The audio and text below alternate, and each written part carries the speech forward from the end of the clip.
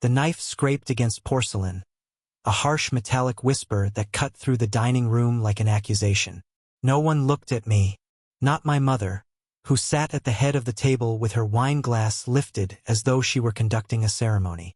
Not my father, who leaned forward to catch every syllable spilling from Emma's perfectly glossed lips. And certainly not Emma herself, the golden child draped in light like she owned it, telling a story about kombucha on tap at her new office, as if she had just discovered the cure for mortality. I sat in the shadowed corner of the table, the only chair with a wobble. My scrub still smelled of bleach and adrenaline. 12 hours of triage and broken ribs and the metallic taste of blood that refuses to wash off your skin. I should have been invisible here, just another background figure, except invisibility hurts more when you're in plain sight. Mother's laugh cut through the air, delicate but sharp. That's exactly what I mean, Emma. Real companies, real opportunities. You're going to soar. The air stilled. My fork hung frozen halfway to my mouth. It wasn't the words. It was the way she said them, with a reverence she had never once offered me. Not when I graduated nursing school. Not when I dragged myself home after pulling patients out of death's grip. Not ever. I swallowed the bitterness before it burned me alive and tried to breathe. I had a patient today, I said, my voice too quiet at first. I pushed it stronger. He went into cardiac arrest. The doctor said my response time bought him a second chance. Silence, then. Not the kind that listens, the kind that disregards. Mother turned her face, smooth and cold as marble, back to Emma. And how is the culture at this new office? Do they have you working on campaigns yet? Father chuckled like a loyal audience member, his eyes never leaving Emma's face. She'll be running the place before long. That was when it came. The sentence. The dagger I had been bracing for my whole life. You'll never be as good as your sister. She said it casually, like she was noting the weather, but her gaze locked on me with surgical precision. My chest tightened. The room tilted. Emma didn't flinch, didn't defend me, didn't even blink, just swirled her wine and smiled. In that moment, with the candles flickering like a jury's gaze, I understood. They weren't blind to me. They chose not to see me. My sacrifices, the checks I wrote, the nights I lost, the bills I carried for them, had built this table they dined on. And still, I was nothing more than the wobble in the chair. The scrape of my fork against the plate was louder than it should have been. Everyone looked at me then. And for the first time in my life, I didn't look away. The dinner ended with applause, not for me, but for Emma. Always Emma. I helped clear plates in silence, moving between clinking glasses and half-eaten desserts like a ghost hired to serve. My mother kissed Emma's forehead. My father poured her another drink, and I slipped my coat on without anyone noticing. That was my role. The uninvited exit. Outside, the night air was wet with rain. Streetlights blurred in the puddles like bleeding ink. I sat in my car, hands gripping the steering wheel so tightly my knuckles whitened, replaying her words on a loop. You'll never be as good as your sister. I didn't cry. Not yet. Crying would have given the sentence weight, permanence. Instead, I opened my banking app. Numbers don't lie the way people do. The familiar sting came as I scrolled. $2,800 drafted out last week, just as it had been every month for half a year. I had told myself it was for the mortgage. Family contribution, a safety net for aging parents. But the ledger had begun to feel like shackles. That night I couldn't sleep. At dawn, I shuffled into the hospital with a headache that pulsed behind my eyes. The ICU doesn't care about your personal wounds. Alarms scream, patients crash, and you have to be the one who answers. My body moved on instinct. Compressions, IVs, stern commands that cut through panic. And yet, in the seconds between crises, my mother's voice bled through the fluorescent hum. Never as good. Jennifer, our charge nurse, found me leaning against the supply cart after a resuscitation. You look like you're bleeding from the inside, she said, her tone blunt but not unkind. I managed a brittle smile. Just family things. She tilted her head, eyes sharp, practiced at seeing what others try to hide. Family things don't drain people like this. Parasites do. I wanted to protest, to defend them, but the truth pressed against my ribs until I thought it might crack me open. 2 weeks later, confirmation arrived, not with words, but with pictures. I was eating a vending machine sandwich on my break when I saw the first one. Emma in a swimsuit, cocktail in hand, ocean behind her. Then another. My parents smiling beside her on a white sand beach. A trip to Hawaii. A family vacation I had never even heard about. My thumb hovered above the phone. The sandwich tasted like ash in my mouth. I called my mother. Her voice was sweet, almost rehearsed. "Oh, Maya, we didn't think you could get time off work. You're always so busy." Busy. That was the word she used to erase me. When I hung up, the pictures still burned on my screen, bright and careless. My family, complete without me. And for the first time, a thought began to form. Not yet anger, not yet resolve. Just a shadow whispering that maybe Jennifer was right. Maybe this wasn't love. Maybe it was theft dressed as loyalty. The shadow didn't leave. It grew. It happened on a Sunday, in the quiet of my parents' living room. I'd stopped by to help my mother sort bills. A task she always pretended was too confusing, though she had no trouble tracking Emma's social calendar down to the minute. Stacks of envelopes lay scattered across the coffee table. Electricity, water, credit cards. I moved through them with practiced efficiency, opening, scanning, filing. And then I saw it.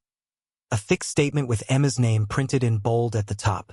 Student loan account, balance, paid in full. My breath caught.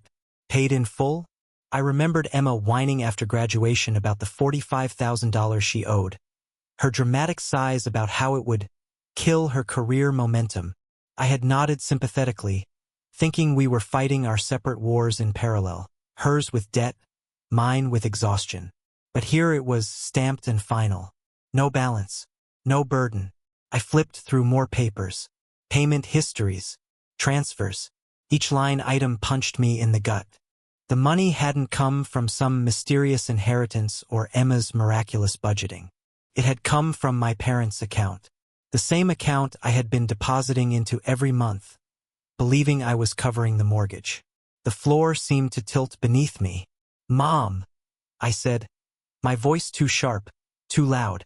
She looked up from arranging fresh flowers in a vase, startled. "What is this?" I held out the statement. Her lips pressed together, thin and bloodless. "Emma needed help. She can't build her career chain to debt. You, on the other hand, have a steady job. You'll manage." The words detonated inside me.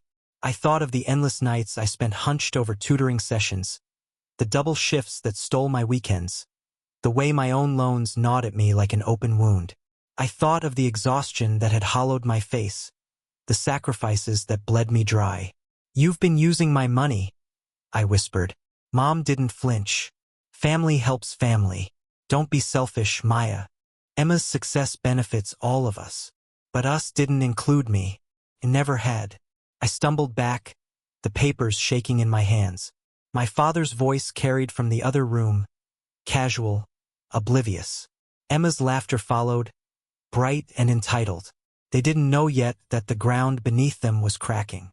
That night, in my apartment, I spread everything across the floor: bank transfers, mortgage slips, receipts. I had kept meticulous records for taxes, never imagining they would become evidence. I added it up once, then again, unable to trust my own eyes. $47,000. Not just a mortgage. Emma's loans, her car, even her credit card emergencies. I pressed my palms to my eyes until I saw stars. For years I had told myself my family simply didn't understand me, that if I worked harder, shone brighter, they might see. But the numbers told the truth I had been too afraid to face. It wasn't ignorance. It was exploitation. Jennifer's words returned, sharp as a scalpel. "This isn't family support. This is financial abuse." The next morning, when I caught my reflection in the hospital bathroom mirror, I didn't see a nurse running on fumes. I saw someone waking up inside her own story for the first time, and someone who could no longer afford to stay quiet. The first mortgage payment I didn't make felt like dropping a stone into deep water. Silent at first, then rippling outward with consequences I couldn't yet see. For years, I had been the invisible current that kept their house, their comfort, their illusions afloat. Now, I wanted to see what happened when the current stopped. It didn't take long. By the end of the week, my phone erupted. "Maya, the bank called." My mother snapped when I finally answered. Her voice was high, brittle, the practice calm cracking at the edges. "The payment's late. Did you forget?" "I didn't forget," I said evenly. A pause. Then sharper. "We can't afford slip-ups like this. Your father and I depend on you." Depend. The word tasted foul. They had depended on me like leeches depended on blood. "I think we should sit down," I told her. "All of us. Dinner. We need to talk about money openly." She hesitated. I imagined her looking at Emma, then at the mounting bills. "Fine," she said. "Saturday." When the call ended, I pressed the phone to my chest and exhaled shakily. My hands trembled. Part of me wanted to cave, to make the payment, to keep the fragile peace. But the other part, the part Jennifer had awakened, stayed firm. This wasn't peace. It was prison. The days crawled toward Saturday, each one heavier than the last. I spent my evenings gathering evidence. Bank statements, loan documents, receipts, even email confirmations.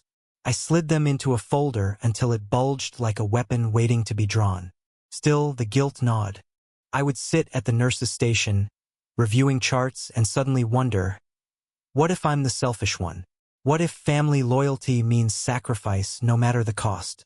But then I'd remember Emma's photos on that Hawaiian beach. My father laughing at my expense in front of strangers. My mother's voice, flat and merciless. "You'll never be as good as your sister." The doubts quieted. Saturday arrived like a storm cloud. My parents' house glowed warmly from the street, the smell of rosemary chicken wafting out as if nothing were wrong. Inside, the table was set with their best china, wine breathing in crystal glasses. My father greeted me with forced cheer. My mother's smile was tight. Emma beamed, flashing her new engagement ring as if it were another medal she had earned without effort. I sat, folder heavy in my bag, heart pounding against my ribs. Dinner began with small talk, Emma dominating the air with wedding plans. Venues, dresses, a honeymoon in Italy. My parents nodded eagerly, making lists in their heads of costs they assumed I would shoulder. Then, as plates cleared, my father's voice sharpened. "Maya, we need to address responsibility. Family obligations don't vanish just because you're emotional." My mother added, "We all have to sacrifice so Emma can build her future. That's what family does." The words tightened around my throat like a noose. I glanced at Emma, oblivious, sipping wine, believing her glow came from talent rather than theft. I reached slowly into my bag, feeling the folder beneath my fingertips.